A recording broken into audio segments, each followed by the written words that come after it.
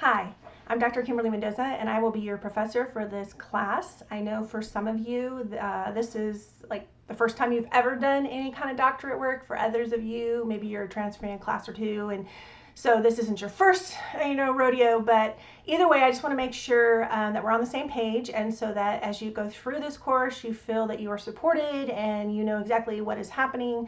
One of the number one things you'll find in a lot of doctoral programs out there is they always try to keep you guessing. And I just don't understand that because I want you to be successful. And so if you are in my class, that means you're probably in 2 classes, or you're shooting for that 2-year mark. And so hopefully this won't be too much for you along with your other class, and you'll be able to manage it and keep going on the track that you would like to be going on. If you're sitting in my class and you're only supposed to be in 1 class right now, please reach out to your advisor. If your name starts M to Z, I'm your advisor. If you're A through L, then you're actually with Dr. Akpo, and you'll want to contact him. All right, so let's talk about what this class is about.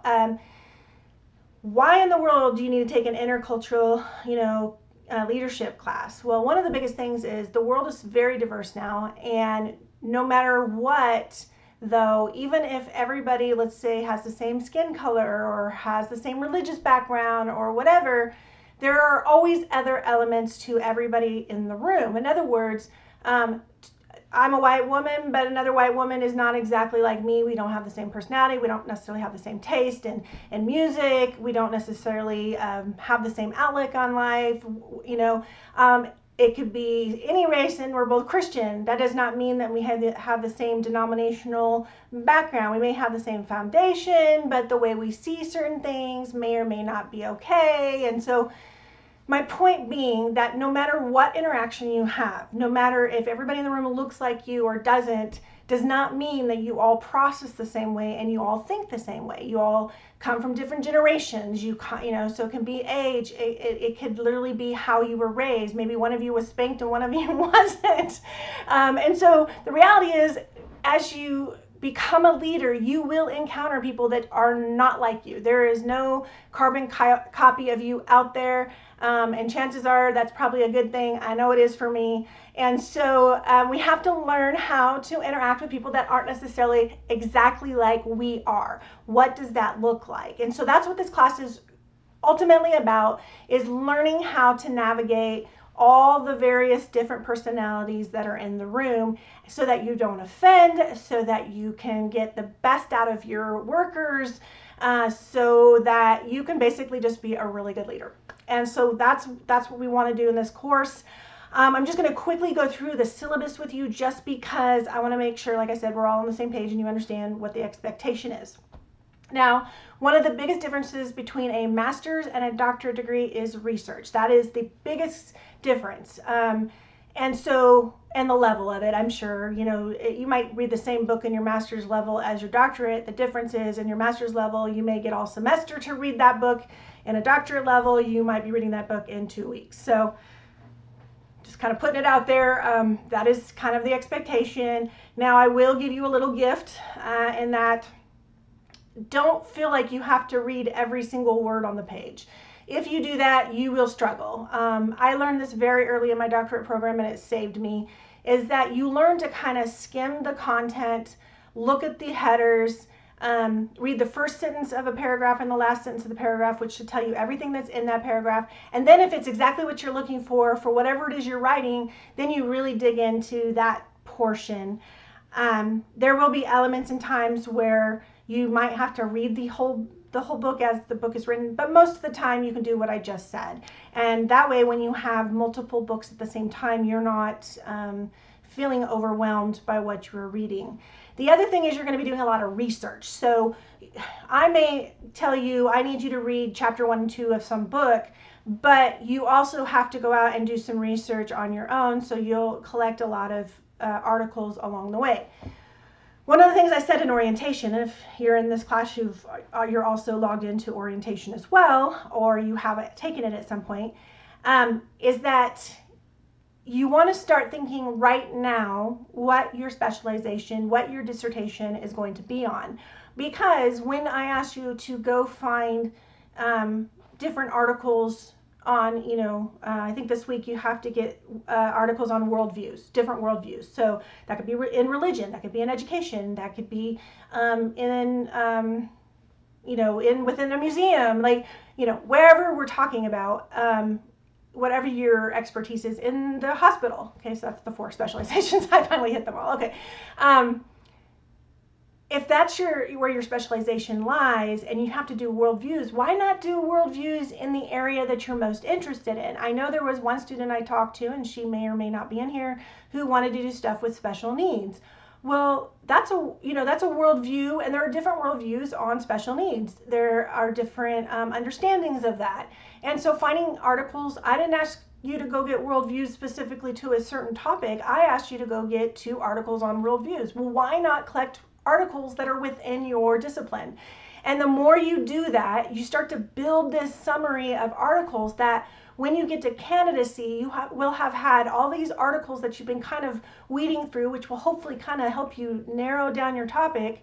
Now you can do your annotated bibliography really easily. You can do your literature review really easily. Sorry, I'm super tired. I just got done chasing a baby kitten. So I have like no energy right now. I'm so sorry. But I got to get this video out to you guys because we're starting classes on Monday. Okay, so that's what you want to do. So make sure you're doing that. And then I usually will have some sort of lecture for you each week. Sometimes it'll be like this, where it's just kind of a snapshot of what you're doing, or it might have actual components in it that are wanting you to engage with. A lot of your learning in a doctoral program is in the research, and so I'm not going to spoon feed you a lot of content. That's not exactly the way that a doctorate really works. However, I will try to have some lectures for you, and you will also find videos that I found interesting that could lend to the conversation. And just a reminder, as I said in orientation, you are part of that conversation now. You're in that scholarship arena, you're sitting in a room with people, you're having that dialogue about that particular topic. The other thing that's different about a doctoral program is the level in which you tend to write in.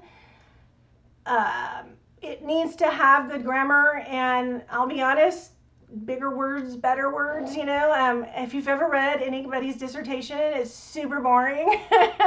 It is not common language. It is at a little bit of an, higher intellect. But I also don't want you to just throw in random words that you don't really know what they mean. You've just happened to use those words, so you'll get there. And I am going to help you because I know this is one of the first classes. I will, your first grading will be have a lot more grace. And then as you go along, I will pick that up. But I'm going to, start you slow just in case.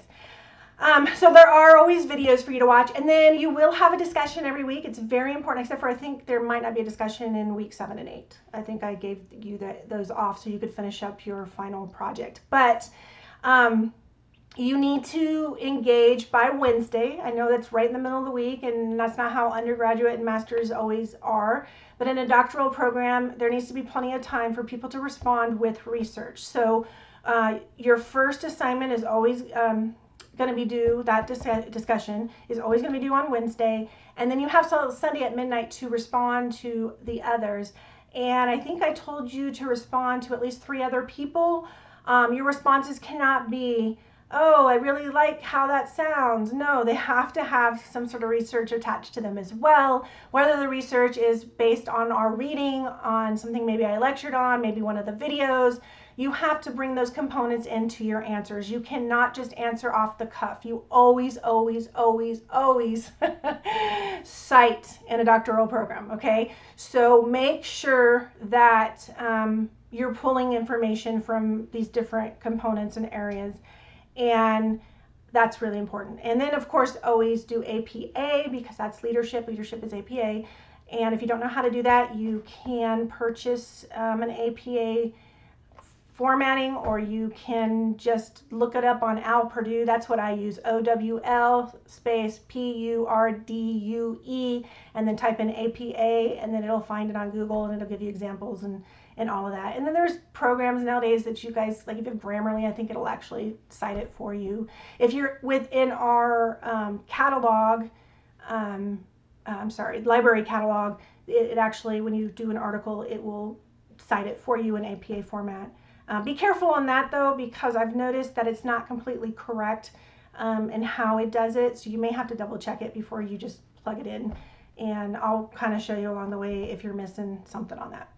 Then each week you will have one assignment. That assignment is different every week. I try to keep it really diverse so that you have different things to try and do so you don't get bored with always writing a paper or whatever. So for instance, this week you will be researching either religious or political worldview that is not your own. So for instance, if you're a Republican, you might look at a Democrat, or a Libertarian, or whatever else is out there. You might, if you're a Catholic, maybe you want to talk to somebody who is Muslim, whatever you want to do. I'm just saying it has to be something that is not your worldview. I don't want it to be the same. It has to be contrary to your worldview. And so you don't necessarily have to, some people like to make you go to a church or something like that that is not contrary to your view. I don't want to put that on you, especially if you live in a small community like mine. The last thing I want you to do is to have to go to a church in town that is not of your own faith, and then now they're calling you and wondering why you're not showing up. So but you do need to speak to somebody. So however you want to do that, if you want to set that interview up, if you just happen to have a friend that you can sit down and interview, and after you've done the interview with them, you've kind of figured out, what their worldview is and how it differs from yours. Then what you're going to do is you're going to do some research on both their worldview and yours, and how you might counter that in a good way. So for instance, because what you're going to do, ultimately get final to what we're doing, you're going to pretend at the end of your presentation as if you have a subordinate who has that worldview, who is very vocal in their beliefs. And so they are in the organization and they're kind of pushing their thought processes. So for instance, a very good thing is right now we're in a political arena right now, getting ready to elect a president. And so it's very easy in that situation for someone to be touting, whether they're for Trump or Kamala Harris, and they're like going off and it's causing disruption in the workplace, and you're on the other side. It's really easy to come at them and tell them why they're wrong, and that's not leadership. Leadership doesn't attack the person. Leadership finds a nice political way to bring them back around. Now, one of the things I said you cannot do, let's say you're doing a religious thing, you can't evangelize them. You cannot use scripture as your way to bring them back down or bring them to a good place. So, because you might not always be working in a Christian organization, and that would not be respected, and then you're doing the same thing you're asking the other person not to do, right? So, not that I don't believe scripture is not the way to, but evangelism and leadership is not, they don't go together, okay? This is not the time to do that. And so I want you to be able to, in your presentation, explain how you would address that. So the assignment is all in the syllabus. You can read it all there, and it'll tell you what to do. Then the final thing that I want you to do this week and every week is write a reflection on everything. The content. This week, I think you can even talk about what it feels like to jump in here. Have you ever had a moment where someone else's worldview and yours clashed? What did you do in that situation? Whatever you want to write, your reflection is completely up to you. It does have to be at least 400 words or longer each week. You are not turning it in each week, however. You are turning it in week 7.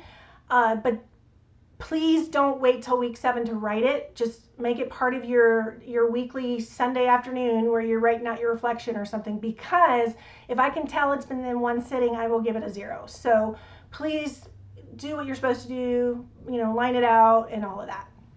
So each week there will be something, and basically it's that same format every week. There's reading, there's a lecture, there's supplemental videos, there's a discussion, assignment, and a reflection. And so you can just kind of count on that, and you can always look ahead if you want to. I always open everything ahead of time for you. The other thing I want to say is just about the final assignment, just so if you want to work on it ahead of time, because it is the biggest assignment. The very last thing you're going to do in this class is called diversity training. You're not going to actually do the training. You are going to write a proposal for the training. So in other words, you're going to plan out what a 4-hour diversity training might look like. And so what does the schedule include? Write out an icebreaker that you're going to do. Organize how you would cover all the topics. And you would also want to include, you're going to want to include 20 resources that you're going to integrate into that, which is where the articles each week come into play. So be thinking about that as you're collecting your articles each week. Include an activity that drives home your message, at least one of the topics that you are planning to cover. List all the supplies, technology, and everything that you will need. And then you're going to, of course, list your resources in an APA format. So it has to be all your own content. It can't be something you read and found on the internet, some activity. I want it to be your own. This is something that you could possibly be asked to do in the future. You just never know. So I've done it at a minor level. I've never had to do it because I'm not HR. HR usually does the big level. But I've gone and done leadership training and have done intercultural leadership training before. And so you just never know. You might have to actually do this in the future, and you'll already have it in your portfolio. So that's the biggest thing I wanted to kind of include you in on. And so it's about worldviews this week. I want to hear all about the worldview. And it's important that people understand where you're coming from too. I don't know if you've ever taken Myers-Briggs or Shapes, or there's so many of them out there. There's one that's with animals too. I don't even remember what that one's called. Or if you've ever done the spiritual, test where you know what your spiritual gifts are. Those things are great, and they give people a kind of an identity of who they're talking to, which is why leaders like them, because, a good example of this is that I did one called Shapes in my undergraduate, and stars are like, hello, look at me, and then circles were like very organized, and hearts were like they wear their heart on their sleeve, and the other one was diamond. That's that really kind of snarky, rude, kind of personality that just says it like it is, right? I shouldn't say rude. It's not rude. It just says it like it is. Well, I actually went to lunch with a circle, and we had to be back by a certain time, and I was just kind of taking my time. And when I found out she was a circle, I felt so bad because she was stressing the whole time, and I couldn't understand why she was so stressed out. And so it's really important sometimes to kind of know where people are at so that you can serve them better and so they can serve you better. So I'd love to hear your thoughts on that as well. And if you've ever taken any of those, how accurate was it? Do you think that you would have your own people take those kind of things? Because I think if you understand people, and we'll get into that too a little bit more, but let me just say something about that too really quickly. If you want to be a good leader, you got to get in the trenches. There are so many leaders who lead from their ivory towers, and they don't understand what is going on. And so what happens is water cooler gossip starts to happen, and before they know it, they've lost their subordinates. Those subordinates might do what they ask them to do, but they don't respect them. They don't like them. They're just annoyed with them. They will not, and if you are a true leader, you're all about vision and taking the company somewhere else. Manager, it's in boxes. You get things done. You make sure other people just get things done. But if you want to be a true leader, there's always vision and a place to go. And there's a really great quote that says, like, if you're, I think it's by John Maxwell. If you are walking down a path and you look behind you and no one's following you, you are not a leader. You're just on a really long walk by yourself. So leaders have people follow them. Well, they're not going to follow you if they don't respect you, and they're not going to respect you if they don't know you. And the way they get to know you is you're in the trenches. I love when I see a senior pastor out there in the lobby shaking people's hands. And that's amazing, to me, because it just, I appreciate that so much more. And I was a youth college pastor for a little while, and I was down when we went on a trip. No, let me say that again. I was not a college pastor. I was a college leader. There was a college pastor, and I stayed with all of the college people, and the college pastor stayed all by themselves over in the dorms. Well, they wanted to hang out with me. They wanted to eat lunch with me. We went to the mall together, all this kind of stuff. And the college pastor got really jealous and said, how come they're hanging out with her?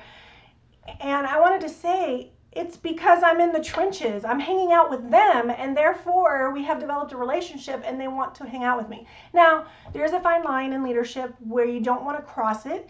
If you get too close, then when it's time to put on the I need to have you do things differently hat, I need to scold you a little bit hat, then it gets a little muddy. And so it depends on your relationship with that particular worker. I have workers when I was dean that I could do that with, and I had other ones there's no way I could have done that with. And so once again, it's understanding your employees and where they're at and what they're capable of doing. And worldviews and how they see the world is going to matter, because you offending them is going to be dictated by how they see the world and how they see you, whether that's your race, your gender, where you come from, your social economic status. I mean, culture of where you come from is huge. I have discovered. I'm from San Diego, California, and there are things that are different than they are in West Texas and how people see the world. Matter of fact, they were making fun of me one day because I direct drama teams, and I was directing my drama team, and I always do these vocal warm-ups before we do a play. And so I would always, there's this one vocal warm-up that I have done forever that it says, okay, now, hee-yah, like you're in the country, you know, like hee-yah. And they're like, you don't have to say in the country anymore. And I was like, oh, you're right. That's funny. So yes, know the culture. And I think that will serve you well. So anyways, I will get out of your hair and let you get to it. You have a lot to read and look at this week. But I just wanted to share those few things with you. If you have any questions, please email me, mendozak@wbu.edu. That is the fastest way to get a hold of me because it comes straight to my phone. Whereas if you just email me within the class, I don't see it until the next time I log on. So if you can go ahead and email me when you have issues, that would be great. All right. And God bless you. Enjoy your time in the program. I know you're going to be a changed person at the end. Someone told me that you will not be the same person at the end of your program as you were in the beginning of your program, and they couldn't have been more correct. You will be a whole different person, and you will be better for it. Get the keys so you can open the door. All right. Have a good day. Bye-bye.